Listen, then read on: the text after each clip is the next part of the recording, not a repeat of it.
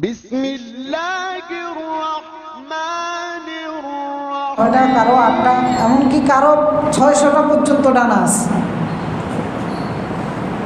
তো এই কিয়ামতের ময়দানে এই সমস্ত ফেরেশতা, এই বিশাল সৃষ্টি মানব জাতিকে ঘিরে রাখবে।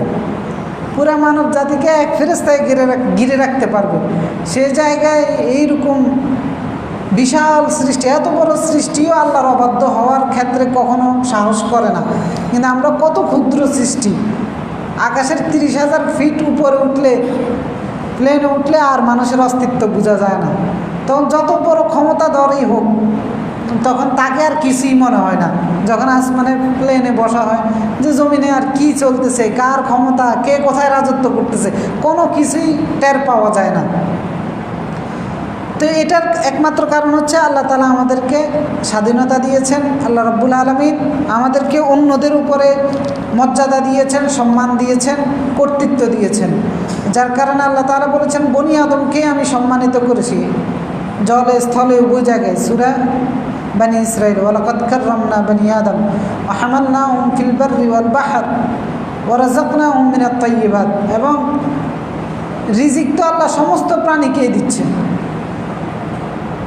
আপনার আশেপাশে যত প্রাণী আছে তাকিয়ে দেখেন, সেও কিন্তু খাচ্ছে, আপনিও খাচ্ছেন। আল্লাহ বলতেছেন যে সুন্দর, পবিত্র, ভালো মানের রিজিক যেটা, এটা বনি আদমকে দিচ্ছে। আমি যেটা ফেলে দিচ্ছি, যেটা নষ্ট করে ফেলতেছি, অথবা যেটা পচা দুর্গন্ধযুক্ত, সেটাও আল্লাহর কোনো না কোনো সৃষ্টি বক্ষণ করতেছে। কিন্তু আল্লাহ তাআলা আমাদেরকে এমন সম্মানিত করেছেন যে ভালো মানের রিজিকটাই আমাদেরকে দিয়েছেন, জলে স্থলে উভয় জায়গায়। এরপর উভয় জায়গায় রাজত্বও দিয়েছেন। তো এটার একমাত্র কারণ হচ্ছে স্বাধীন ইচ্ছা পেয়ে, স্বাধীন ইচ্ছা, অর্থাৎ সবাই পরাধীন। আমরা স্বাধীন ইচ্ছা পেয়ে স্বাধীনভাবে আল্লাহর আনুগত্য করব, আল্লাহর হুকুম পালন করব, আল্লাহর ইবাদত করব। এইটা গোটা সৃষ্টিকে দেখানোর জন্য আল্লাহ, যে তোমাদেরকে পরাধীন করে তোমরা আমার সৃষ্টি আনুগত্য করতেছো। দেখো, একজন স্বাধীনতা পেয়েও তারা আমার আনুগত্য করতেছে। এই জন্য কোনো বান্দা যখন ইবাদত করে, আল্লাহর হুকুম পালন করে, আল্লাহ এত বেশি আনন্দিত হয়, গোটা সৃষ্টির কাছে তাকে নিয়ে গর্ববোধ করে যে তুমি তো পরাধীন, যার কারণে তুমি আমার আনুগত্য করো। আর এই তো হচ্ছে স্বাধীন, ইচ্ছে হলে করতে পারে, ইচ্ছে হলে নাও করতে পারে। যেমন মাগরিবের নামাজ আদায় করছে পুরো মসজিদ ভর্তি মুসল্লি, কয়জন আছেন? সবাই চলে। এই যে স্বাধীনতা, এই স্বাধীনতা পাওয়া সত্ত্বেও কিছু মানুষ আল্লাহর বন্দিগিতে, আল্লাহর সন্তুষ্টির জন্য সারা জীবন কাটিয়ে দিচ্ছে। আবার কিছু মানুষ আল্লাহর অবাধ্য হয়ে কাটিয়ে দিচ্ছে। তো যেই মানুষটা আল্লাহর সন্তুষ্টির জন্য আল্লাহর ইবাদত করে জীবনটা কাটিয়ে দেয়, আল্লাহ তাকে নিয়ে গোটা সৃষ্টির কাছে গর্ব করে, গোটা সৃষ্টির কাছে তাকে নিয়ে সম্মান বোধ করে, আল্লাহ নিজে আত্মমর্যাদা বোধ ফিল করে। তো এই জন্য জিবরিলের প্রসঙ্গ বলতে গিয়ে আমরা, তো আল্লাহ রাসূল সাল্লাল্লাহু আলাইহি সাল্লাম তখন জিবরিলকে দেখছিলেন এই আকাশের উপরে। এটা সূরা আন-নাজমের মধ্যে রয়েছে, ওয়ালাকাদ রাআহু নাজলাতান উখরা ইনদা সিদরাতিল মুনতাহা। ওই সূরার মধ্যে আল্লাহ তাআলা সেখানে ওই বক্তব্যটা নিয়ে এসেছেন। জিবরিলকে আল্লাহ রাসূল সাল্লাল্লাহু আলাইহি সাল্লাম যখন দেখেছেন ফিল উফুকিল আ'লা, দূর দিগন্তে অনেক উঁচুতে আল্লাহ রাসূল সাল্লাল্লাহু আলাইহি সাল্লাম জিবরিলকে দেখেছিলেন। তো তখন এই সূরাটা নাজিল হয়। এই সূরাটা তার মানে ওহী নাজিল হয়েছে প্রথম সূরা আলাকের 5টা আয়াত। এর পরবর্তীতে যে ওহীটা নাজিল হয়েছে আল্লাহ রাসূলের উপর, সেটা হচ্ছে এই সূরাটা। আর ওহী যখন নাজিল হয়েছিল 5টি আয়াত সূরা আলাকের, ওই 5টা আয়াত নাজিল হওয়ার পরে আল্লাহ রাসূল খাদিজা রাদিয়াল্লাহু তাআলা আনহার কাছে এসে বলেছিলেন যে উনি ভয় পাচ্ছিলেন, কাঁপতেছিলেন। এসে আল্লাহ রাসূল খাদিজাকে বললেন যে জাম্মিলুনি জাম্মিলুনি, আমাকে কম্বল দিয়ে, চাদর দিয়ে ঢেকে দাও। তো খাদিজা রাদিয়াল্লাহু তাআলা আনহা ঢেকে দিয়েছিলেন।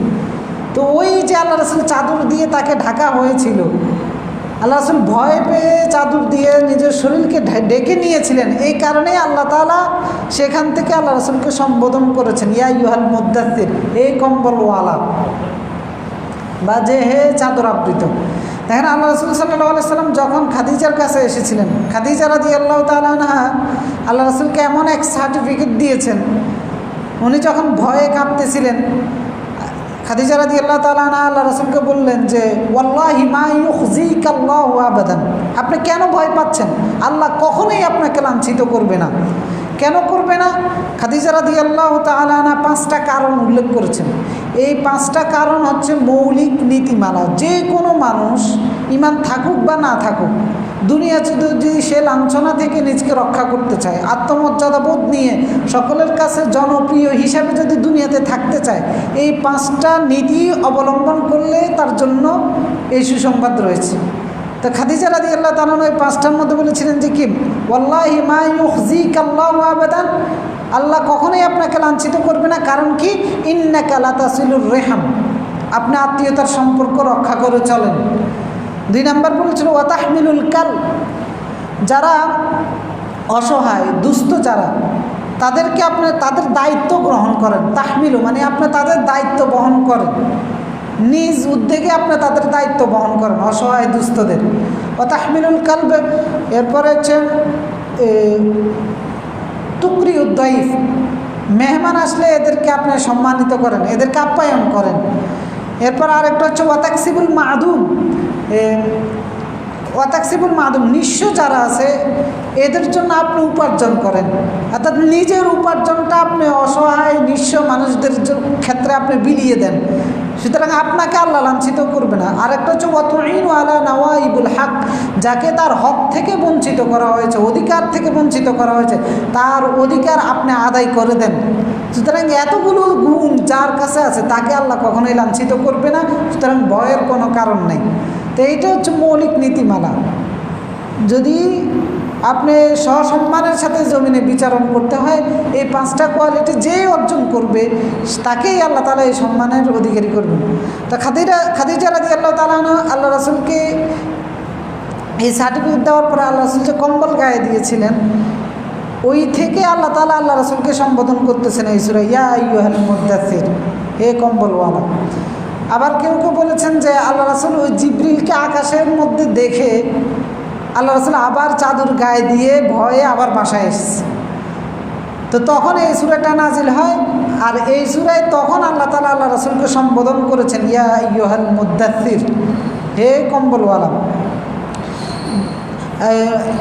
দিথার কম্বল, চাদর। আর আরবিতে আমরা যে জামা গায়ে দিই, এই জামাটাকে বলা হয় তাকে সিয়াব, মানে জামা বা কাপড়। তো এটাও কাপড়, ওইটাও কাপড়, দুইটার মধ্যে পার্থক্য আছে। একটা হচ্ছে খালি গায়ের উপরে যেটা গায়ে দেওয়া হয়, এটা হচ্ছে আরবিতে সিয়াব বলা হয় তাকে। তা আল্লাহ রাসূল খালি গায়ে, আল্লাহ রাসূল কাপড় গায়ে ছিলেন, ওই কাপড়ের উপরে কম্বল গায়ে দিয়েছেন, যার কারণে এখানে মুদ্দাসসির বলা হয়েছে, কাপড়ওয়ালা বলা হয় নাই। তো ইয়া আইয়ুহাল মুদ্দাসসির, আল্লাহ তাআলা আল্লাহ রাসূলকে প্রথম সম্বোধন করতেছেন যে ইয়া আইয়ুহাল মুদ্দাসসির, হে কম্বলওয়ালা। কুম ফাআনদির, কামা ইয়াকুম, কুম মানে হচ্ছে দাঁড়ানো। তো এই দাঁড়ানো মানে এটা নয় যে আল্লাহ রাসূল বসে আছিলেন, এই দাঁড়ানো হচ্ছে আপনাকে এখন যে দায়িত্ব দেওয়া হচ্ছে এই দায়িত্বের জন্য নেমে পড়ুন, এই দায়িত্বের পিছনে লেগে যান, এই দায়িত্ব পালন করার পিছনে আপনি এখন দৌড়াতে থাকেন। কুম ফাআনদির, এখন দায়িত্বটা কি? ফাআনদির, দায়িত্বটা হচ্ছে সতর্ক করুন। আল্লাহ তাআলা সর্বপ্রথম আল্লাহ রাসূলকে বলেছেন সতর্ক করুন, এ কথা কিন্তু বলেন নাই যে সুসংবাদ দেন। তার মানে সর্বপ্রথম কাজ হচ্ছে মানুষকে সতর্ক করা। সর্বপ্রথম কাজ এটা নয় যে মানুষকে এইটা করো ওইটা করো এটা বলা। আল্লাহর এই অর্ডারের মাধ্যমে বোঝা যাচ্ছে যে সর্বপ্রথম দায়ী যারা আছে বা যে কোনো পিতা, আপনার সন্তানের ক্ষেত্রে হতে পারেন, আপনার পাড়া প্রতিবেশীর ক্ষেত্রে হতে পারেন, যে কোনো ক্ষেত্রে হতে পারেন, সর্বপ্রথম কাজ যেটা সেটা হচ্ছে গিয়ে সতর্ক করা।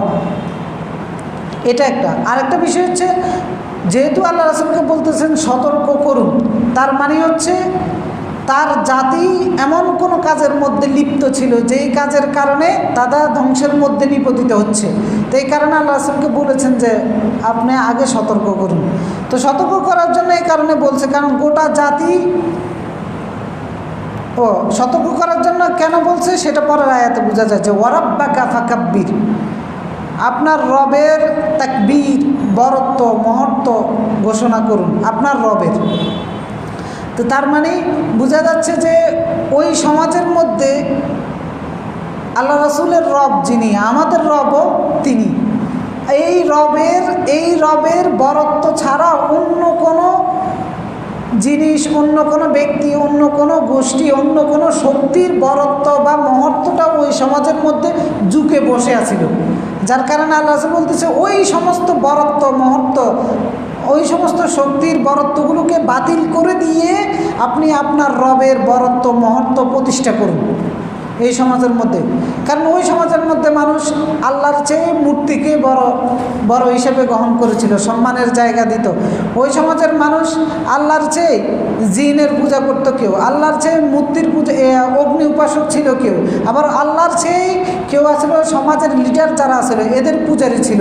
তো এই সমস্ত মূর্খতাগুলোকে দূর করে আপনি আপনার রবের বরত্ব এবং মহত্বটা সেখানে প্রতিষ্ঠা করুন।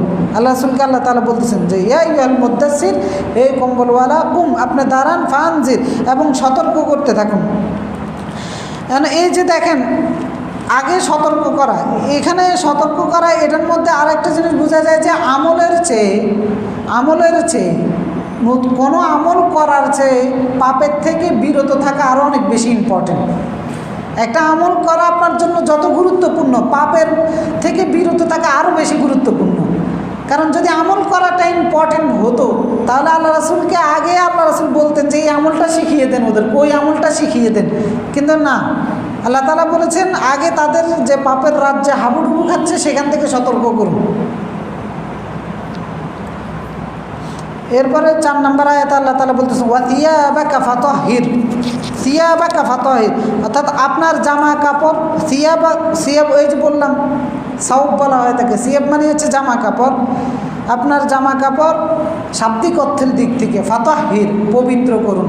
তো শাব্দিক অর্থের দিক থেকে যদি ধরি তাহলে এটা আল্লাহর পক্ষ থেকে একটা নসিহা হতে পারে, আল্লাহ রাসূলের জন্য পরামর্শ হতে পারে যে আপনার জামা কাপড় পবিত্র রাখুন, অর্থাৎ সুন্দর এবং পরিষ্কার রাখুন। এর মানে এই নয় যে আল্লাহ রাসূল জামা কাপড় অপরিষ্কার রাখতো। এটা দায়ী যারা আছে তাদের জন্য একটা আলাদা বৈশিষ্ট্য হতে পারে, যেন রুচি বোধ সম্পূর্ণ শাব্দিক অর্থের দিক থেকে যদি আমরা ধরি। আমি একবার শব্দ বিশ্লেষণ করতেছি, কয়েকজন আছে আমি জানি যারা মানে মনোযোগ দেন, নিজে পড়েও আসেন, এই কারণে এইভাবে বলতেছি, নাহলে এইভাবে বলতাম না। ওয়াতিয়াবাকা ফাতাহির, অর্থাৎ আপনার জামা কাপড় পবিত্র রাখুন, অর্থাৎ জামা কাপড়কে পরিপাটি রাখা, সুন্দর রাখা, যেহেতু আপনাকে একটা মহান দায়িত্ব পালন করতে হচ্ছে, রুচিবোধ সম্পূর্ণ জামা কাপড় পরিধান করুন। এর থেকে বোঝা যায় যে একজন দায়ীর বাহ্যিক সুরটাও যেন রুচিবোধ সম্পূর্ণ হয়, এটাও দিকেও খেয়াল রাখা একজন দায়ীর জন্য কর্তব্য।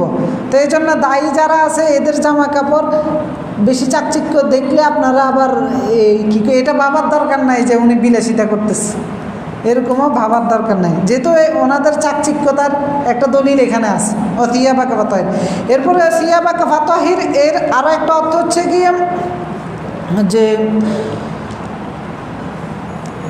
সিয়াবাকা ফাতাহির মানে আপনি পানি দিয়ে পবিত্রতা অর্জন করুন। এই আয়াত থেকে দলিল দিয়েছেন যে পানি দিয়ে পবিত্রতা অর্জন করুন, অর্থ হচ্ছে মানে জামা কাপড় যদি ময়লা লাগে অথবা নাপাকি লাগে সেটাকে পানি দিয়ে পবিত্র হওয়া। এরপরে আরেকটা হচ্ছে ওয়াতিয়াবাকা ফাতাহির, এটা রূপক অর্থে যদি ধরে নিই, ওয়াতিয়াবাকা ফাতাহির রূপক অর্থে যদি ধরে নিই তাহলে আপনার চরিত্রকে সুন্দর করুন, আপনার আচার ব্যবহারগুলোকে সুন্দর করুন, পরিপাটি করুন, যেহেতু আপনাকে মহান একটা দায়িত্ব পালন করতে হবে মানুষের মধ্যে, সেজন্য আপনার আচার ব্যবহার এগুলোকে সুন্দর করুন। ওয়ার রুজা ফাহাজুর, 5 নম্বর আয়াতে আল্লাহ তাআলা বলতেছেন ওয়ার রুজা ফাহাজুর, রুজ বলা হয় তাকে আল মাআসি, অর্থাৎ পাপাচারকে বলা হয় তাকে রুজ, অথবা অপবিত্র জিনিসকে বলা হয় তাকে রুজ, অথবা অসৎ চরিত্রকে বলা হয় তাকে আর রুজ। তো বলে এতগুলো অর্থ কি খাটে, সবগুলো অর্থই খাটে। ওর রুজা ফাহাজুর যদি ধরি মাআসি, অর্থাৎ সমাজের মধ্যে মাআসিয়াতে পরিপূর্ণ, কারণ মুশরিকরা যাদের কাছে আল্লাহ রাসূল কোরআন পৌঁছে দিচ্ছেন, যাদের উপরে কোরআনটা নাজিল হচ্ছে, এরা নানান রকম পাপাচারের মধ্যে লিপ্ত আছে। তো এখন আল্লাহ রাসূলকে আল্লাহ তাআলা বলতেছেন এই কারণে যে আপনি তাদের থেকে আলাদা হতে হবে, অবশ্যই আল্লাহ রসুল আলাদা ছিল, তারপরে স্পেশালভাবে বলার কারণ হচ্ছে রাসূলুল্লাহকে বলার মাধ্যমে তিনি গোটা উম্মার শিক্ষক হবেন, যার কারণে স্পেশালভাবে ওনাকে বলা হচ্ছে যে আপনি সমস্ত ধরনের মাসিয়ত থেকে দূরে থাকুন, যে মাসিয়তগুলো এই কুরাইশরা করতেছে। কারণ মাসিয়ত এমন একটা জিনিস যেটা আল্লাহর রাগের উদ্বেগ তৈরি করে দেয়, আল্লাহকে উত্তেজিত করে, আল্লাহকে প্রতিশোধ পরায়ণ করে। কারণ আল্লাহ রাব্বুল আলামিন যেমন ফেরাউনের ক্ষেত্রে আল্লাহ বলছেন ফান্তাকামনা মিনহু ফাগরাকনাহুম, আমি তাদের থেকে প্রতিশোধ নিয়েছি। অর্থাৎ মাসিয়তের কারণে আল্লাহ প্রতিশোধ নিয়েছেন, পাপাচারের কারণে প্রতিশোধ নিয়েছেন, আল্লাহর আয়াতকে অস্বীকার করার কারণে প্রতিশোধ নিয়েছেন। তো এই জন্য আল্লাহ রাসূলকে বলতেছেন যে ওয়ার রুজিজা ফাহাজুর, আপনি মাসিয়ত থেকে দূরে থাকুন, কারণ এই মাসিয়ত আল্লাহর রাগ ক্রোধকে জ্বালিয়ে দেয়, মানে উঠিয়ে দেয়। রুজিজা ফাহাজুর, ফাহাজুর মানে হচ্ছে ত্যাগ করুন। তো এই রুজিজের অনেকগুলো অর্থ শাব্দিক দিক থেকে। এরপর দিয়ে আবার ইবনে আব্বাস বলেছেন যে জামা কাপড় যেন অবৈধ আয়ের দিয়ে না হয়, এইরকম জামা কাপড় পরিধান করুন, মানে অবৈধ আয়ের উৎস থেকে জামা কাপড় ক্রয় করেছেন এইরকম জামা কাপড় পরিধান করবেন না। এরপরে দিয়ে আবার কেউ কেউ বলেছেন যে এমন জামা কাপড় যেটা অবাধ্যতার নিদর্শন স্বরূপ বোঝা যায়। এখন বের হয়েছে না কত রকমের জামা কাপড়, দেখলেই বোঝা যায় এই বেটা মানে সুন্দর চরিত্রের লোক নয়, এরকম কিছু জামা কাপড় আছে যারা পরিধান করে। উশৃঙ্খল পোলাপান যে জামা কাপড়, চুলের স্টাইল দেখলে, জামার স্টাইল দেখলে, প্যান্টের স্টাইল দেখলেই বোঝা যায় যে এরা উশৃঙ্খল। তা আল্লাহ রসুলকে বলা হচ্ছে যে আল্লাহ রসুলের মাধ্যমে গোটা উম্মাকে বলা হচ্ছে যে এই ধরনের জামা কাপড় থেকে দূরে থাকুন। অথবা আবার কেউ কেউ বলেছেন মুশরিকরা তো অপবিত্র, মক্কার মুশরিক যারা ইন্নামাল মুশরিকুনা নাজাসুন, আল্লাহ তাআলা বলেছেন যে মুশরিকটা হচ্ছে না অপবিত্র, কারণ শিরিক মানুষের অন্তরকে অপবিত্র করে দেয়। জামা কাপড়ে যেরকম ময়লা লাগলে জামা অপবিত্র হয়, শিরিক মানুষের কলবকে অন্তরকে অপবিত্র করে দেয়। এই জন্য আল্লাহ তাআলা মুশরিকদেরকে বলেছেন এরা হচ্ছে অপবিত্র, ফাজতানিবুর রিজজা। তো ওই যে ফাজতানিবুর রিজজা, রিজ থেকে দূরে থাকুন মানে অপবিত্রতা। তো মুশরিকরা যেহেতু অপবিত্র, সুতরাং তাদের সাথে আপনার কোনো সম্পর্ক থাকবে না, তাদের থেকে আপনি দূরে থাকুন। সূরা আহজাবের মধ্যে আল্লাহ তাআলা আল্লাহ রাসূলকে স্পেশাল বলেছেন ইয়া আইয়ুহান নবী, হে নবী ইত্তাকিল্লাহ, আল্লাহকে ভয় করুন। ওয়ালা তুতিল কাফিরিন ওয়াল মুনাফিকিন, কাফেরদের আনুগত্য আপনি করবেন না, তাদের অনুসরণ করবেন না। ওয়াল মুনাফিকিন, এবং মুনাফিকদের অনুসরণ করবেন না। কেন করবেন না? কারণ তারা নিজের প্রবৃত্তির অনুসরণ করে, তারা নিজের খেয়াল, নিজের খায়েশ এবং নিজের কামনা বাসনার পূজা করে, তারা আল্লাহর আনুগত্য করে না। সুতরাং আপনি তাদের আনুগত্য পরিহার করুন। তো এইখানেও আল্লাহ রাসূলকে সর্বপ্রথম এই জন্যই বলেছেন যে ওয়ার রুজিজা ফাহাজুর, আপনি মুশরিকদের অপবিত্রতা থেকে দূরে থাকুন। তো এই 5টি আয়াতে আল্লাহ তাআলা আল্লাহ রাসূলকে স্পেশালভাবে কিছু নসিহা করেছেন, যেইগুলো দায়ী হিসেবে আল্লাহ রাসূলের জন্য প্রাথমিক করণীয়, এবং এইটা গোটা উম্মার জন্য, দায়ী হোক আর দায়ী নাই হোক, গোটা উম্মার জন্য, আমাদের সকলের জন্য আল্লাহ রাব্বুল আলামিনের পক্ষ থেকে দিক নির্দেশনা।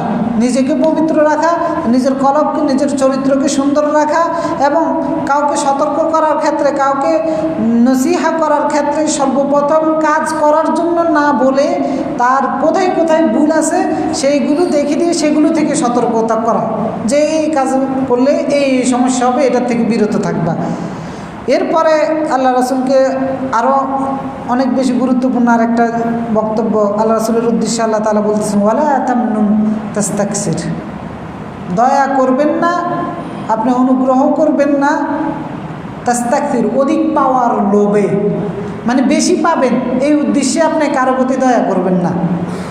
অর্থাৎ তার মানে হচ্ছে যার প্রতি দয়াটা করবেন নিঃস্বার্থভাবে করবেন, তার কাছ থেকে রিটার্ন অনেক বেশি পাবেন, এইরকম মন মানসিকতা রেখে কারো প্রতি দয়া বা অনুগ্রহ করবেন না।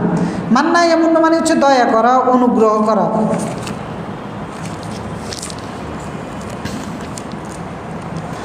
তা আল্লাহ রাসূল সাল্লাল্লাহু আলাইহি ওয়াসাল্লাম ওয়ালা তামনুন তাস্তাকসির 6 নম্বর আয়াত, যে কারো প্রতি দয়া করবেন না অথবা অনুগ্রহ করবেন না, তাস্তাকসির যে আপনি বেশি পাবেন এই উদ্দেশ্যে। কারণ আমাদের ফিতরত যেটা হয়, যেমন আমরা অনেকে আছে বিয়ে শাদিতে ছাগল উপহার দেয়, আর মনে মনে আশা রাখে ওনার ছেলের বিয়ে হলে একটা গরু উপহার দিবে, গরু পাবে। আবার কারো আকিকায় গেলে দেখা যায় যে আংটি একটা উপহার দেয়, আর মনে মনে আশা রাখে আমার সন্তান হলে গলার চেইন দিবে উপহার। এই যে একটা। আবার অনেকে আছে হাদিয়াও ফুটোকন দেয়। উদ্দেশ্য হচ্ছে যে মনে করেন কোম্পানির চেয়ারম্যানকে হাদিয়া উপহার দেয় যে কোম্পানির চেয়ারম্যান আমাকে এবারে ম্যানেজার বানিয়ে দিবে, অথবা রাজা বাদশাহ কাউকে উপহার দেয় যে আমি এখন এমপি আছি, প্রধানমন্ত্রী আমাকে মন্ত্রী বানিয়ে দিবে। এই যে অধিক পাওয়ার লোভে অর্থাৎ দান সৎকার করতেছে, কিন্তু উদ্দেশ্য হচ্ছে নিজের স্বার্থকে উদ্ধার করে নেওয়া, যেটা আমাদের বেশি হয়। যেমন সৎকার ক্ষেত্রে আমরা যেটা করি হয় নিজের স্বার্থকে উদ্ধার করার জন্য আমরা এই দান সৎকারগুলো বেশিরভাগ হয়ে থাকে। তো এই জন্য আল্লাহ রাসূলকে আল্লাহ তাআলা এখানে নিষেধ করতেছেন যে আপনার চরিত্র যেন এমন না হয় যে আপনি দান করতেছেন অথবা সৎকার করতেছেন অধিক পাওয়ার লোভে। তা আমাদের হয় কি, আমরা কাউকে দান করি বিনিময়ের উদ্দেশ্যে, একটা দান করি আমি আরেকটার আশা রাখি, অথবা কেউ আছে দান সৎকার করে পদ পাওয়ার উদ্দেশ্যে, যে আমি ওখানে যেমন মনে করেন মসজিদগুলোতেই লাখ লাখ টাকা দান করে, উনি সভাপতি হতে পারবে, উনি সেক্রেটারি হতে পারবে। তো উনি আল্লাহর ঘরে দান করতেছে, আল্লাহ বলতেছে যে পরকালে তোমার জন্য ঘর বানিয়ে দিব, আর উনি দান করতেছে কিসের জন্য, যে আমি মসজিদের সভাপতি হতে পারবো। তো এই জন্য এই দান আল্লাহর দরবারে কবুল হয় না। তো রাসূলুল্লাহকে আল্লাহ তাআলা সর্বপ্রথম শিক্ষা দিচ্ছেন পরিশুদ্ধ হওয়ার, যে ওয়ালা তামনুন তাস্তাকসির, এইরকম যেন না হয়। তো এটা রাসূলুল্লাহর জন্য যেরকম নসিহা, গোটা উম্মতের জন্য এটা নসিহা। আর রাসূল সাল্লাল্লাহু আলাইহি সাল্লাম এমন চরিত্রেরই ছিলেন যার জন্য যেটা করেছেন নিঃস্বার্থভাবে করেছেন। শুধু রাসূল নন, একবার নবুয়তের যতজন নবী নবুয়তের দায়িত্ব পালন করেছিলেন সবাই এরকম ছিলেন। এমনকি আল্লাহ রাসূল না, রাসূল সাল্লাল্লাহু আলাইহি সাল্লামের সাহাবীরাও এই চরিত্রের অধিকারী ছিলেন। আবু বকর রাদিয়াল্লাহু তাআলা আনহু যখন মক্কায় যখন প্রাথমিক ইসলাম, যখন ইসলামের দাওয়াতি যুগটা যখন প্রথম যুগে যখন ইসলাম প্রচার হচ্ছিল, তখন কিছু দরিদ্র অসহায় লোকেরা ইসলাম গ্রহণ করেছে। এদের মধ্যে দাসীরা ছিল প্রথম অংশে। তো আবু বকর রাদিয়াল্লাহু তাআলা দাসীদের উপরে তাদের মনিবরা ব্যাপক হারে নির্যাতন শুরু করে দিয়েছিল। তো আবু বকর এইরকম দাসীদেরকে দেখে দেখে নিজের পকেটের টাকা খরচ করে করে মুক্ত করে দিচ্ছিলেন। তো এরা শারীরিকভাবে দুর্বল ছিলেন, দেখতে কালো ছিলেন, এরপরে ওইরকম শক্তিশালীও ছিলেন না। তা আবু বকর রাদিয়াল্লাহু তাআলা আনহুর পিতা আবু কুহাফা, উনি আবু বকরকে পরামর্শ দিচ্ছিলেন যে আবু বকর তুমি তো নিজের পকেটের টাকা খরচ করে এদেরকে মুক্ত করে দিচ্ছ, তো এইরকম দাসী মুক্ত করে দাও যারা দেখতে সুন্দর এবং শারীরিকভাবে শক্তিশালী, তাহলে তোমার একটা কাজে আসবে। নিজের টাকা খরচ করে যেহেতু করতেছে। তা আল্লাহ তাআলা তখন কোরআনের আয়াত নাজিল করেছেন সূরা আ'লার মধ্যে, ওই আয়াতটা যে ইল্লাবতিগা ওয়াজহি রাব্বিল আ'লা ওমা লিআহাদিন ইনদাহু মিন নি'মাতিন তুজজা।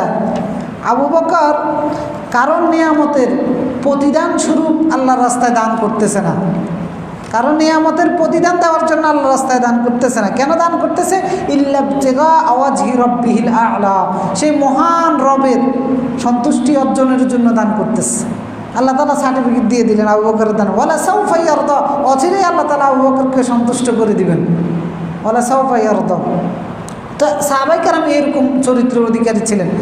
এরপরে যেমন সূরা ইনসানের মধ্যে আল্লাহ তাআলা সাহাবায়ে কেরামের চরিত্র ক্ষেত্রে তারা যখন কাউকে খাওয়াইছেন, যখন কাউকে দান করেছেন, আল্লাহ তাআলা তাদের চরিত্র, তাদের গুণ বর্ণনা করতে গিয়ে আল্লাহ তাআলা উল্লেখ করেছেন তারা এমন চরিত্রের লোক ছিলেন যে তারা কাউকে দান করলে, তারা কাউকে সদকা করলে তারা বলতেন লা নুরিদু মিনকুম জাযা ওয়ালা শুকুরা, তোমাদের কারো কাছেই আমরা বিনিময়ও চাই না, কৃতজ্ঞতা প্রকাশ করা এটাও কামনা করি না।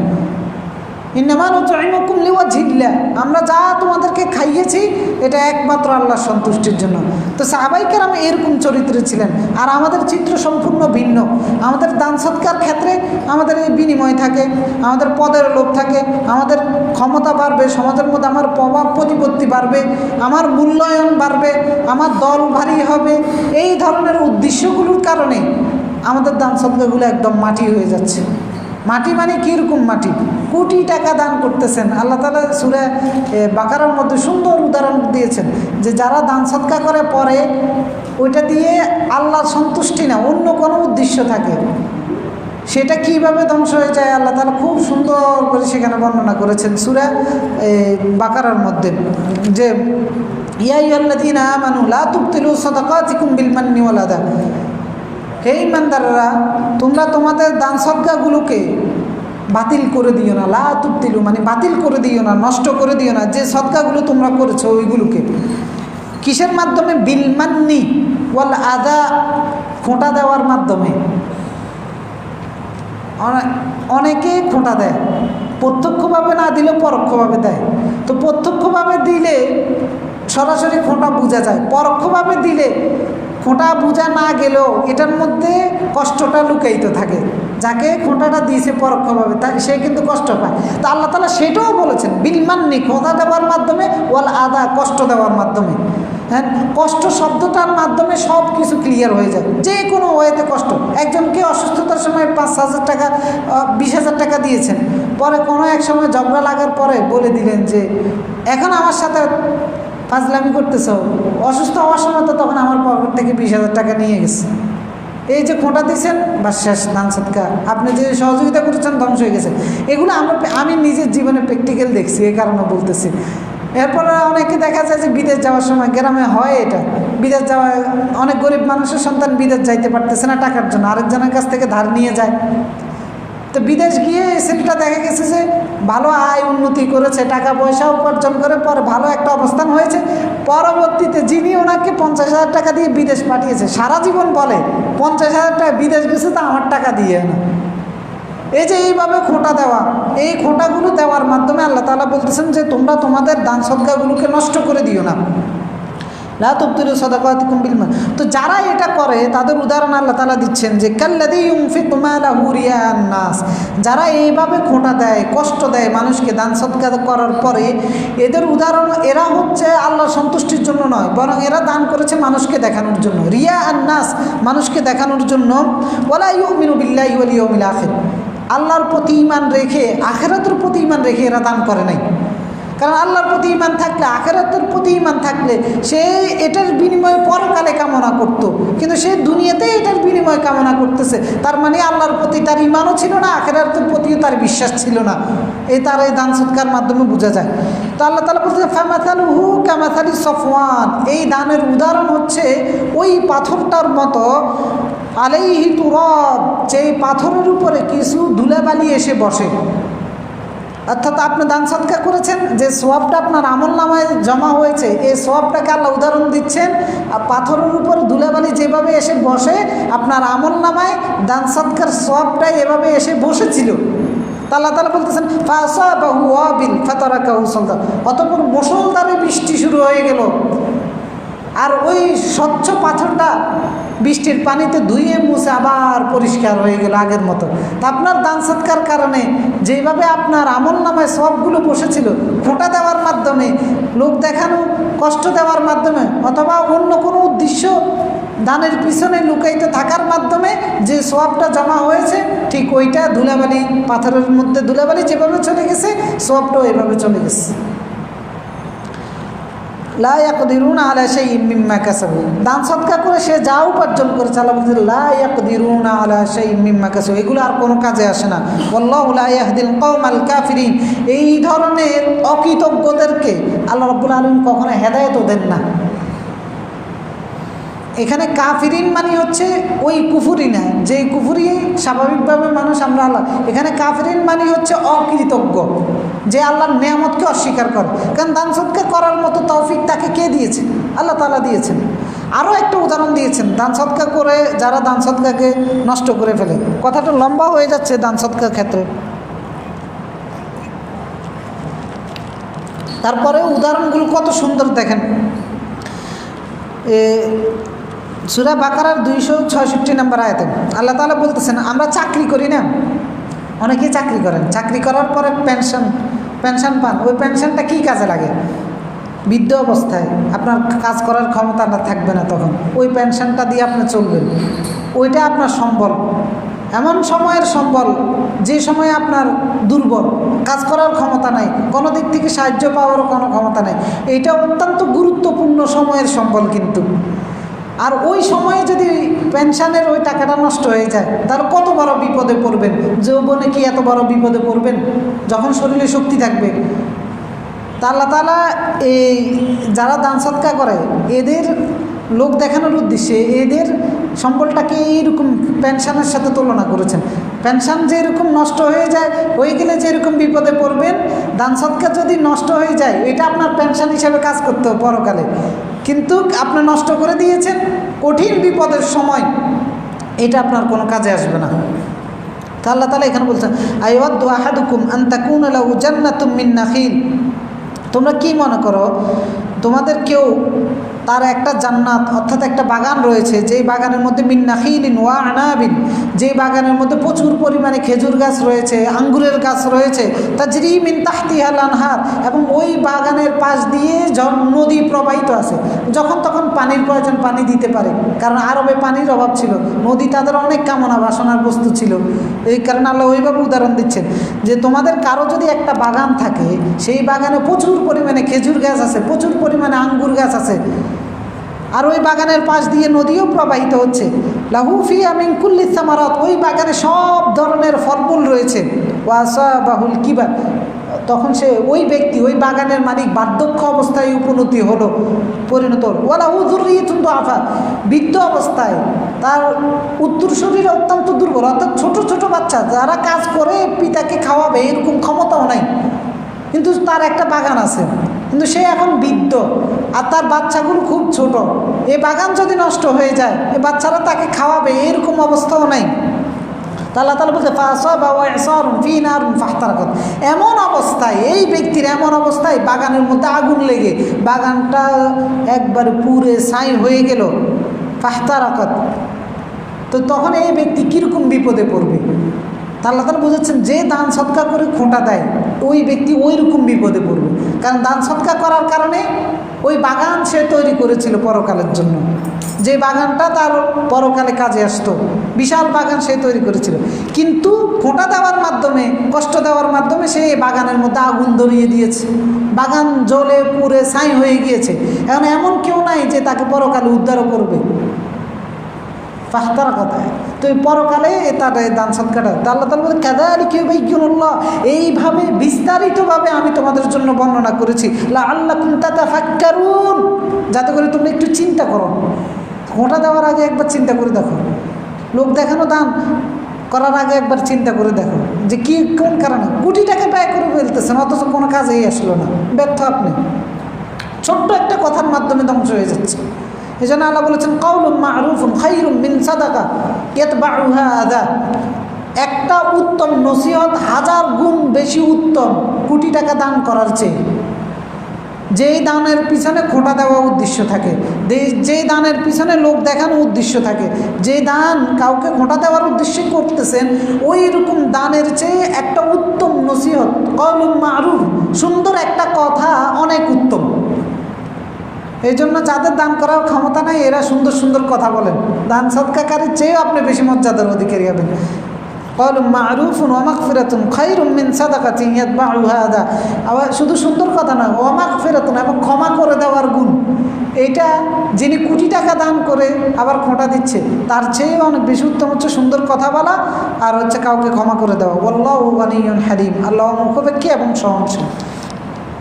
তা আল্লাহ তাআলা ওয়ালা তামনুন তাস্তাকসির, এখানে যে বলতেছিলাম যে আল্লাহ রাসূলকে বলতেছেন যে আপনি লা তামনুন, দয়া করবেন না, অনুগ্রহ করবেন না, তাস্তাকসির, অধিক পাওয়ার উদ্দেশ্যে, অর্থাৎ কোনো বিনিময় পাওয়ার উদ্দেশ্যে অন্য কোনো কাজে, অর্থাৎ আপনি যেটা করতেছেন সেটা একবারে নিঃস্বার্থভাবে আল্লাহর উদ্দেশ্যে করুন, কাউকে খোঁটা দেওয়ার উদ্দেশ্য নয়। আর আল্লাহ রাসূলকে বলার পিছনে আরও কিছু কারণ আছে, যেমন 1 নম্বর কারণ হচ্ছে কি সাধারণ দান যেগুলো সেগুলো হতে পারে, যে দানগুলো করতেছেন এগুলোর জন্য কোনো বিনিময় কারো কাছে আশা করবেন না, এগুলো একদম নিঃস্বার্থভাবে আল্লাহর জন্য হচ্ছে। 2 নম্বর হচ্ছে নবুয়তের দায়িত্ব, এটা অনেক বড় ইহসান, এটা দানের চেয়েও আরও অনেক বড়, উম্মার প্রতি আরও অনেক বড় বেশি দান, নবুয়তের যে দায়িত্ব আল্লাহ রাসূল পালন করতেছেন। সুতরাং এই দায়িত্বের জন্য এরকম কোনো আশা করবেন না যে আমি জান্নাতের রাস্তা দেখিয়ে দিয়েছি, আমি আল্লাহর রাস্তা দেখিয়ে দিয়েছি, সেটার বিনিময়ে তুমি আমার প্রতি আরও বেশি অনুগ্রহ করবে, আমার সাথে আরও ভালো ব্যবহার করবে, এই ধরনের আশাও আপনি রাখবেন না।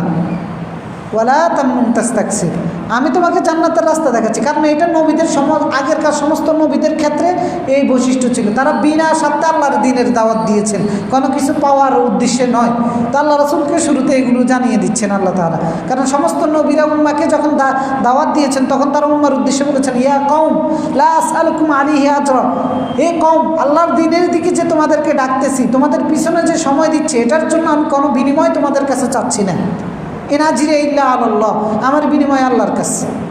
তো এই শিক্ষাটা আল্লাহ রাসূলকে আল্লাহ তাআলা দিচ্ছেন, নবুয়তের দায়িত্বের বিনিময় কারোর কাছে যেন কোনো কিছু আশা না রাখেন। আরেকটা বিষয় হচ্ছে যে নবুয়তের দায়িত্ব পালন করতেছে, এই দায়িত্ব কে দিয়েছে? আল্লাহ তাআলা দিয়েছেন। সুতরাং এটার মাধ্যমে আল্লাহ রাসূলের জন্য এরকম মন মানসিকতা না হয় যে আল্লাহর প্রতি ইহসান করতেছি, আল্লাহ যেন আরও অধিক পরিমাণে, মানে কেমন একটা মানুষ আল্লাহ তাআলা তৈরি করতেছেন প্রাথমিক যুগে।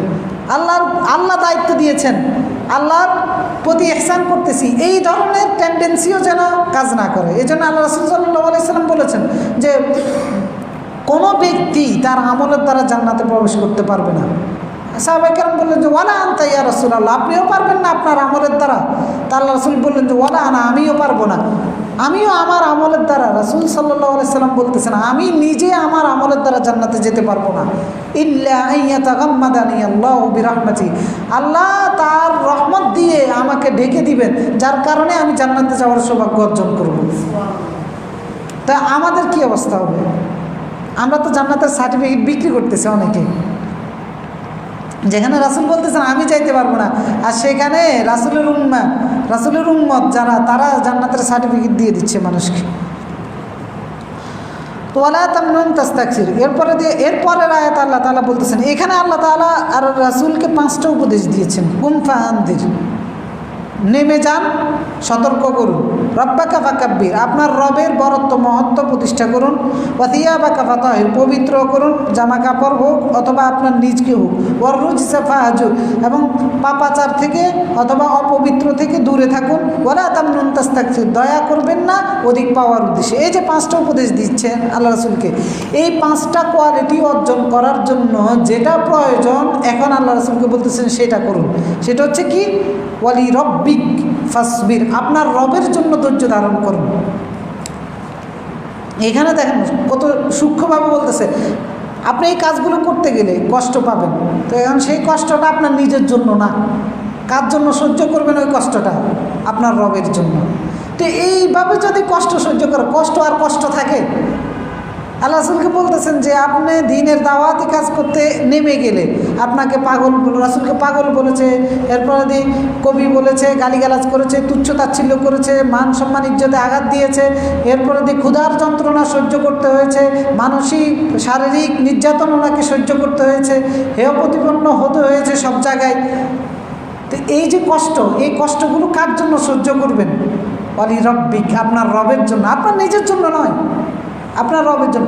এইভাবে যদি আমরা আল্লাহর পথে থাকতে গিয়ে চিন্তা করি, যত কষ্টই পাই না কেন ওই কষ্ট আর কষ্ট থাকে না, যত কষ্টই থাকে না। আপনার খাওয়ার কষ্ট পাচ্ছেন, আপনি মেনে নেন যে আল্লাহর জন্য, তারপরেও অন্যায়ভাবে খাওয়ার চিন্তা করবেন না। আপনি অর্থনৈতিকভাবে কষ্ট পাচ্ছেন, মেনে নেন আল্লাহর জন্য, ধৈর্য ধারণ করুন, তারপরেও অন্যায়ভাবে কোনো অর্থের দিকে যাবেন না। আপনি আপনার সন্তানের দিক থেকে কষ্ট পাচ্ছেন, অর্থাৎ সন্তানকে এমন কিছু দিতে পারতেছে না, কষ্ট লাগতেছে, তারপরেও ধৈর্য ধারণ করুন আল্লাহর জন্য। আল্লাহ এই জন্য বলে দিয়েছে ধৈর্যটা আল্লাহর জন্য ধর, নিজের জন্য না।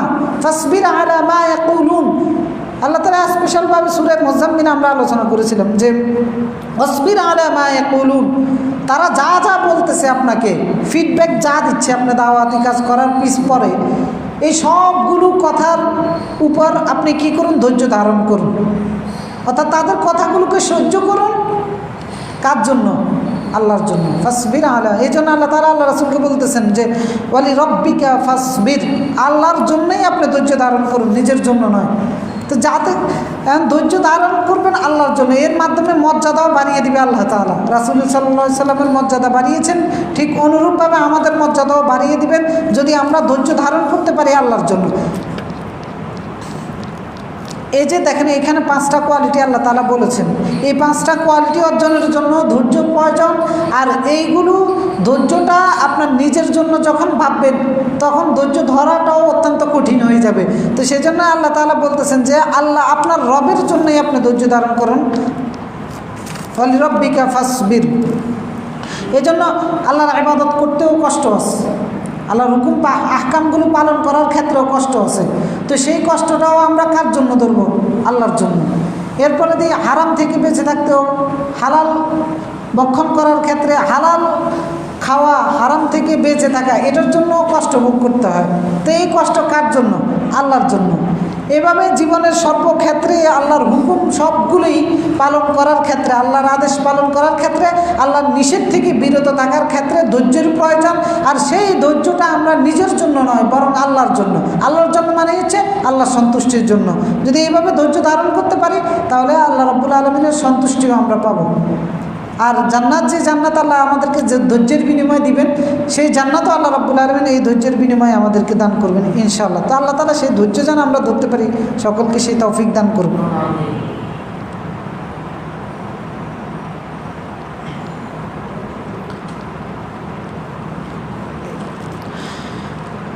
এরপরে দিয়ে আল্লাহ তাআলা এবার এই 7টা আয়াতের পরে এখন ভিন্ন আলোচনায় যাচ্ছেন, পরকালের আলোচনায়। আল্লাহ তাআলা বলতেছেন যে ফাইদা নুকিরা ফিন নাকুর, যখন সিংহায় ফু দেওয়া হবে, যাকে দায়িত্ব দেওয়া হয়েছে সে দায়িত্বশীল ফেরেশতা যখন সিংহায় ফু দিবেন, অর্থাৎ কিয়ামত যখন হবে, ফিন নাকুর ফাযালিকা ইয়াউমাইযিন ইয়াউমুন আসির, ওই দিনটা অত্যন্ত কঠিন একটি দিন হবে। ফাযালিকা ইয়াউমাইযিন ইয়াউমুন আসির, ওই দিনটা অত্যন্ত কঠিন দিন হবে। আল্লাহ রাব্বুল আলামিন এই প্রথম আয়াতে কিন্তু বলেন নাই যে কার জন্য কঠিন হবে, এখানে বলে দিয়েছেন কঠিন দিন হবে। এই আয়াতের দ্বারা বোঝা যায় যে মুমিনের জন্য কঠিন হবে, মুশরিকের জন্য কঠিন হবে, ইমানদারের জন্য কঠিন হবে, বেঈমানের জন্য কঠিন হবে। দিনটা কঠিন, সকলের জন্য এই দিনটা কঠিন। তো পরের আয়াতে গিয়ে আল্লাহ তাআলা এক্সেপশনাল করে দিয়েছে, আলাল কাফিরিন গায়রু ইয়াসির।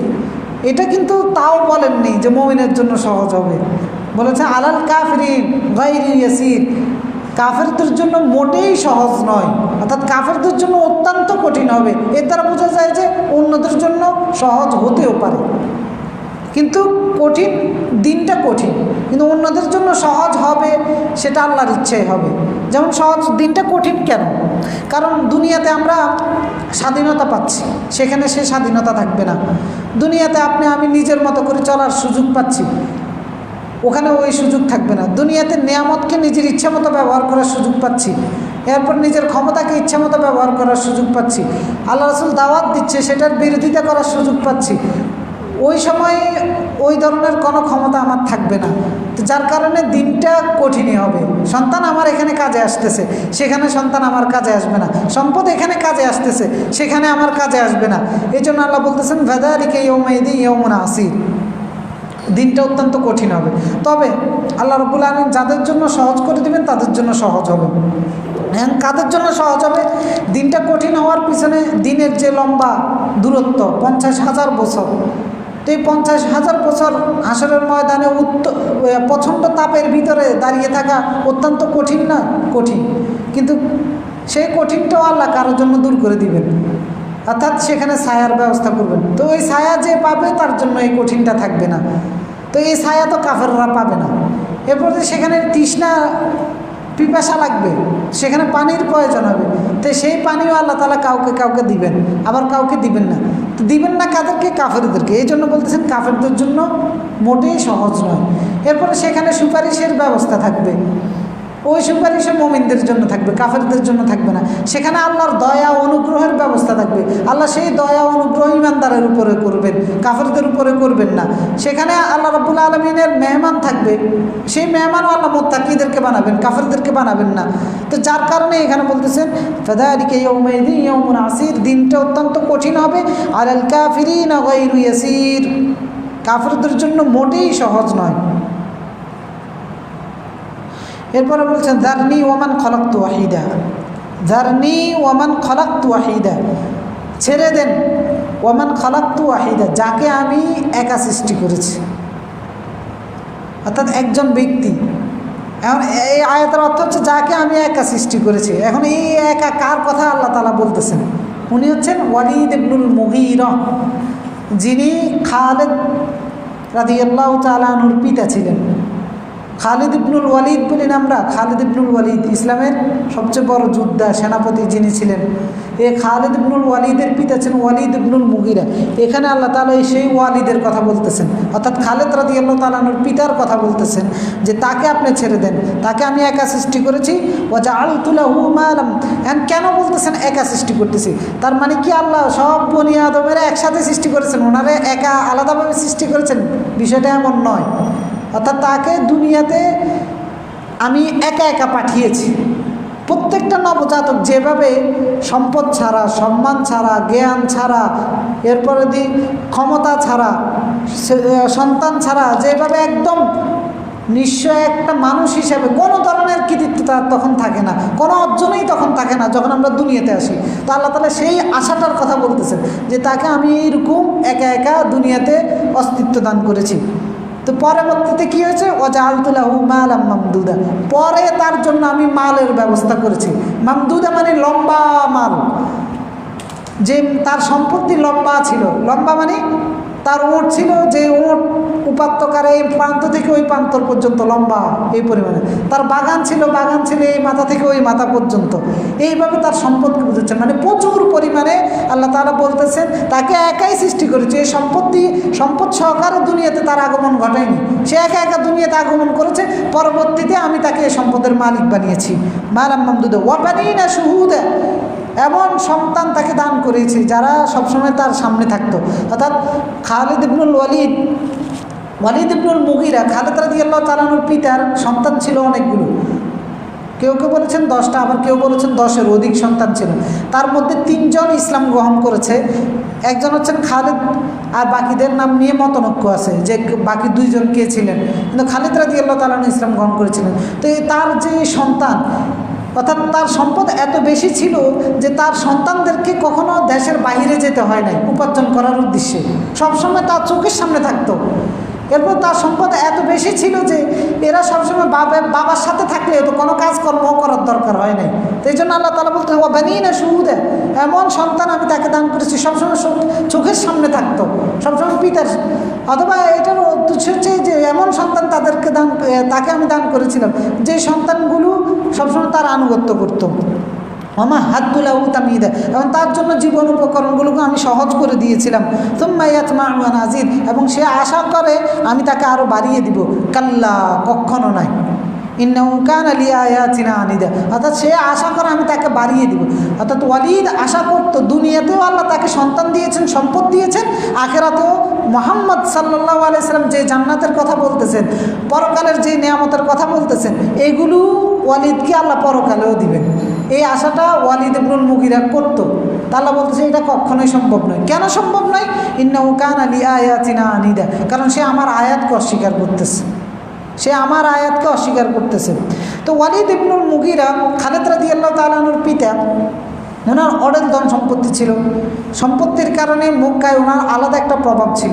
এরপরে উনি বয়সের দিক থেকে বৃদ্ধ ছিলেন, বয়স্ক লোক ছিলেন। এরপরে সম্মানের দিক থেকে সকলের কাছে গ্রহণযোগ্য একটা প্রভাব প্রতিপত্তি ছিল সম্পদের কারণে, যার কারণে গোটা সমাজের মধ্যে ওনার আলাদা একটা প্রভাব ছিল। আর জ্ঞানগত যোগ্যতাও ছিল ওনার অনেক বেশি, বড় কবি ছিলেন ওয়ালিদ ইবনুল মুগীরা। তো ওয়ালিদ ইবনুল মুগীরা যখন আল্লাহ রাসূল সাল্লাল্লাহু আলাইহি ওয়াসাল্লাম কোরআনের দাওয়াত দিচ্ছিলেন, তো এটার বিরোধিতা প্রথম সারির যে কয়েকজন ছিল এদের মধ্যে একজন ছিল ওয়ালিদ ইবনুল মুগীরা। উনি অনেক সম্পদের কারণে।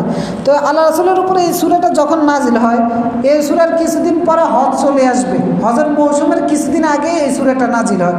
তো হজের মৌসুম যখন চলে আসবে, কাফেররা বসে তারা একটা মিটিং ডাকলো, মক্কাতে সমাবেশ ডাকলো। সেই সমাবেশের মধ্যে ওয়ালিদ ইবনুল মুগীরাকে সভাপতি করে একটা সমাবেশ ডাকা হলো। তো ওই সমাবেশের মধ্যে ওরা সবাই মিলে চিন্তা করলো যে সামনে হজের সময় আসতেছে, মুহাম্মদ সাল্লাল্লাহু আলাইহি সাল্লাম কোরআনের আয়াতগুলো যখন মানুষকে শোনাচ্ছে, গোটা মক্কা হইচই পড়ে গেছে। মুহাম্মদ সাল্লাল্লাহু আলাইহি ওয়াসাল্লামের দ্বীনের দাওয়াতের ব্যাপারে। এক একজন এক এক রকমের বক্তব্য, এক এক রকমের অপপ্রচার আল্লাহ রাসূলের বিরুদ্ধে, নানান মানে এমনভাবে তারা অপপ্রচার করতো যে তাদের কথাই তাদের বিরোধিতার কারণ হয়ে যায়। এ বলতে একটা, সে বলতে একটা। তো তারা মিটিং বসেছে যে এভাবে বিচ্ছিন্নভাবে কথা বললে সামনে হজের সময় আসতেছে, তাহলে মানুষের কাছে আমাদের কথার কোনো গ্রহণযোগ্যতা থাকবে না। এজন্য মিটিং বসে সকলে মিলে সিদ্ধান্ত নেওয়ার জন্য বসছে যে সবাই মিলে একটা বলতে হবে। এখন কী বলবো আমরা সেটা সিদ্ধান্ত নিতে হবে এ কোরআনের বিরুদ্ধে। তো সেই সিদ্ধান্ত নিতে গিয়ে যখন তারা মিটিং বসলো, মিটিং বসার পরে কেউ প্রস্তাব দিল যে মুহাম্মদ সাল্লাল্লাহু আলাইহি সাল্লামকে আমরা মানুষের কাছে মুহাম্মদ সাল্লাল্লাহু আলাইহি সাল্লামকে তুলে ধরবো যে উনি হচ্ছেন গণক। মিটিংয়ের সভাপতি কে? ওয়ালিদ। তো তখন ওয়ালিদ বলল যে না, এটা অসম্ভব, কারণ গণকের মতো নয় মুহাম্মদ সাল্লাল্লাহু আলাইহি সাল্লাম। কারণ গণকরা গুনগুন করে বিভিন্ন শব্দ উচ্চারণ করে, এরপরে তারা অনুমান নির্ভর কথাবার্তাগুলো বলে। আর মুহাম্মদ সাল্লাল্লাহু আলাইহি সাল্লাম যেই কথাগুলো বলতেছেন কোরআন নিয়ে, এগুলো গণকের মতো নয়, গণকদেরকে আমরা ভালো করেই চিনি। এ প্রস্তাব নাকচ, এ প্রস্তাব পাশ হলো না। পরে দ্বিতীয় প্রস্তাব আসলো যে মুহাম্মদ সাল্লাল্লাহু আলাইহি সাল্লামকে সকলের কাছে পরিচয় করে দিব যে উনি হচ্ছেন পাগল, অর্থাৎ মস্তিষ্ক বিকৃত লোক, আবল তাবল বকে থাকেন। এইভাবে তারা তো তখন ওয়ালিদ বলল যে না, সে পাগল নয়, কারণ পাগলরা আবল তাবল, মস্তিষ্ক বিকৃত লোকেরা আবল তাবল কথাবার্তা বলে, আমরা তাদেরকে খুব ভালোভাবেই চিনি, তাদের কথার সাথে এক কথার সাথে আরেক কথার কোনো মিল থাকে না। যেমন তোমরা যদি মানুষের কাছে একে পাগল হিসাবে পরিচয় করিয়ে দাও, এটার বিশ্বাসযোগ্যতাও মানুষের কাছে থাকবে না। তো তখন এই প্রস্তাবও নাকচ। পরে দিয়ে এবারে 3 নম্বর প্রস্তাব আসলো যে তাকে আমরা কবি হিসাবে পরিচয় করিয়ে দেব। ওয়ালিদ তো নিজেই বড় কবি, তখন সে বললো যে আমি নিজেই বড় কবি, মুহাম্মদ সাল্লাল্লাহু আলাইহি সাল্লাম যা বলতেছে এগুলো কোনো কবির কথাও নয়, মানে এই প্রস্তাবও নাকচ। তো পরে আবু জেহেল সহকারে আরও যারা আছে সবাই মিলে ওয়ালিদকে দায়িত্ব দিল যে তুমি ঠিক করো তাকে কি বলা যায়। তা আল্লাহ তাআলা পরের আয়াতগুলোতে বলেছেন যে, পরের আয়াত মোটামুটি 30 নম্বর আয়াত পর্যন্ত এই কাহিনীটার বক্তব্য। পরের আয়াত আল্লাহ তাআলা বলতে সাউরহিকু সউদা, ওয়ালিদকে তো আমি পরকালে সম্পদ দান করবই না, বরং আমি তাকে সউদাতে নিক্ষেপ করব। সউদা মানে হচ্ছে জাহান্নামের একটা উঁচু পাহাড় অথবা জাহান্নামের উঁচু কোনো জায়গা, অথবা সউদ বলা হয় তাকে শিরিকে, উঁচু জায়গাকে সউদ বলা হয় থাকে। তো আল্লাহ তাআলা এখানে সউদের অনেকগুলো অর্থ হতে পারে। জাহান্নামের কোনো উঁচু জায়গা তাকে শাস্তি দেওয়া হবে, অথবা এমন কোনো পাহাড়ের মধ্যে শাস্তি উঠিয়ে দেওয়া হবে যেখান থেকে সে আবার নামবে, আবার উঠবে, এরকম কোনো শাস্তি। অর্থাৎ মোট কথা হচ্ছে আল্লাহ তাআলা তাকে বড় ধরনের শাস্তি দিবেন। কারণ ইন্নাহু ফাক্কার, ওয়ালিদ চিন্তা করেছে, ওয়াকাদ্দার এবং ঠিক করেছে। ওয়ালিদ চিন্তাশীল ছিল, বিচক্ষণ লোক ছিল। ফাক্কারা ওয়াকাদ্দার, এবং সে চিন্তা করেছে এবং ঠিক করেছে। ফাকুতিলা কাইফা কদ্দার, আল্লাহ তাআলা আফসুস, কাইফা কদ্দার, সে কি নির্ণয় করেছে, মানে সে চিন্তা করে গবেষণা করে সে জানে কোরআন সত্য। আরেকটা বর্ণনা পাওয়া যায় যে ওয়ালিদ আবু বকর রাদিয়াল্লাহু তাআলা আনহুর কাছে গিয়ে গিয়ে কোরআন শুনত। তো কোরআন শুনে শুনে সে মানুষের কাছে এসে বলতো যে না, রাসূলুল্লাহ সাল্লাল্লাহু আলাইহি ওয়াসাল্লাম কোরআন যেটা বলেন এটা মিথ্যা নয়, কবির কথা নয়, গণকের কথা নয়, এটা অসম্ভব, মানুষের বানানোর কথা নয়। তো মানুষ তার কাছে এই কথা শুনে মানুষ পরে ভয় পেয়ে গেল, মুশরিকেরা, যে ওয়ালিদ যদি ইসলাম গ্রহণ করে মুখে আরেকজনও বাকি থাকবে না। এই জন্য এরা আবু জেহেলের কাছে ছুটে গেছে। তা আবু জেহেল এসে ওয়ালিদের কাছে এসে বলতেছে যে আবু জেহেল এসে ওয়ালিদের কাছে বলতেছে যে ওয়ালিদ তুমি নাকি আবু বকরের কাছে বেশি ঘন ঘন যাও সম্পদের জন্য, মানে যেটা তার আত্মমর্যাদা বোধে লাগে এরকম একটা দিয়ে খোঁচা মারি দিছে। ওয়ালিদ তখন বললো যে আমি হলাম মক্কার সবচেয়ে ধনী লোক, আমি কেন আবু বকরের কাছে, লোকজন তো এগুলো বলে বলে বেড়াচ্ছে। তখন ওয়ালিদে বললো যে ওয়ালিদের প্রেস্টিজে লাগছে। তো এখন সে প্রথমে চিন্তা করেছিল যে কোরআন সত্য আল্লাহর পক্ষ থেকে। এখন যখন সে আবু জেহেলে এসে খোঁচা একটা দিছে, এখন সে এবারে তার প্রেস্টিজে লাগছে। এখন ওই চিন্তা বাদ দিয়ে সে কীভাবে কোরআনকে রহিত করা যায় এই চিন্তা করা শুরু করলো। তো আল্লাহ তাআলা বলতে ফাকুতিলা কাইফা কদ্দার, আফসুস তার জন্য যে কাইফা কদ্দার, সে কী নির্ণয় করেছে। সুম্মা কুতিলা কাইফা কদ্দার, আবারও বলতেছেন যে কাইফা কদ্দার, সে কী নির্ণয় করেছে। সুম্মা নাজার সুম্মা আবাসা ওয়াবাসার সুম্মা আদবারা ওয়াস্তাকবার, সে এভাবে চিন্তা করে দেখছে কোরআন সত্য, এরপরেও সে নির্ণয় করেছে ফাকালা ইন হাযা ইল্লা সিহরুন ইউথার, এ কোরআন একটা জাদু, এমন জাদু ইউসার, এটা মানুষকে প্রভাবিত করে। ওয়ালিদ নির্ণয় করেছে, সিদ্ধান্ত নিয়েছে, মানুষ আসলে মক্কাবাসী সামনের হজের সময় মানুষকে বলবে যে তোমরা বলবা মোহাম্মদ যেটা প্রচার করে বেড়াচ্ছে এটা হচ্ছে একটা জাদু, এমন জাদু যেটা মানুষকে প্রভাবিত করে, অর্থাৎ পিতা পুত্রের সম্পর্ক নষ্ট করে দেয়, পিতার সাথে পুত্রের সম্পর্ক নষ্ট করে দেয়, এইরকম একটা জাদু মোহাম্মদ সাল্লাল্লাহু আলাইহি সাল্লাম মানুষের কাছে বলে বেড়াচ্ছেন। এইটা ঠিক করে দিয়েছে, সর্বসম্মতি কমে এই সিদ্ধান্ত নিয়ে তারা এই অপপ্রচারটা চালিয়েছে মক্কায়। তা আল্লাহ তাআলা বলতেছেন যে ফাকাল ইন হাযা ইল্লা সিহরুন ইউথার, ওয়ালিদ এটা নির্ণয় করেছিল যে এটা হচ্ছে এমন জাদু যেটা প্রভাবিত করে। ইন হাযা ইল্লা কাউলুল বাশার, নিশ্চয় এটা মানুষের কথা ছাড়া আর কিছু না। সে এত গবেষণা করে এত বড় কবি হয়ে সে নির্ণয় করেছে এটা মানুষের কথা, অনিচ্ছে সত্ত্বেও ওই যে নিজের যেটাকে আমরা বলি ইগু আর কি, তার ইগুতে গিয়ে লাগছে, সে জানতো এটা সত্য কিন্তু তারপরে সে এটা নির্ণয় করেছে। ইন হাযা ইল্লা কাউলুল বাশার। তা আল্লাহ তাআলা বলতেন সাউসলিহি সাকার, আমি হচ্ছে তাকে সাকারের মধ্যে নিক্ষেপ করবো, অর্থাৎ জাহান্নামের মধ্যে নিক্ষেপ করবো। ওয়ামা আদরাকা মা সাকার, আপনি কি জানেন সাকারটা কি? লা তুবকি ওয়ালা তাজার, যেখানে কোনো কিছু অবশিষ্ট থাকবে না, অর্থাৎ সব ধ্বংস করে দিবে। ওয়ালা তাজার, এবং সেখানে যারা নিক্ষিপ্ত হবে এই ধ্বংসলীলা কাউকে ছাড়বে না, অর্থাৎ এমন জাহান্নাম যে জাহান্নামে আল্লাহ যাদেরকে শাস্তি দিবেন এই শাস্তি যেয়ে নিক্ষিপ্ত হবে ওই জাহান্নামে, ওই শাস্তির বাইরে কেউ যাবে না। লাওয়াহাতুল লিল বাশার আলাইহা 19, এটা লিখিত আছে লাওয়াহার মধ্যে মানুষের জন্য, আলাইহা 19, এবং সেখানে দারোয়ান আছে 19 জন। এটা ভিন্ন আলোচনা যে জাহান্নামের দারোয়ান কতজন হবেন এবং জাহান্নামের এই ফেরেশতা জাহান্নামের সিগলটা ওই আলোচনা করি ইনশাআল্লাহ আমরা আগামী সপ্তাহে করব। আজকে এই পর্যন্তই করি। জাযাকুমুল্লাহু খাইরান। আশা করি আলোচনা থেকে উপকৃত হয়েছেন এবং আলোচনার শিক্ষা নিয়ে যেন আমরা আমাদের জীবন চলার পথে কাজে লাগাতে পারি। আল্লাহ তাআলা আমাদের সকলকে সেই তৌফিক দান করুন। জাযাকুমুল্লাহু খাইরান। আসসালামু আলাইকুম।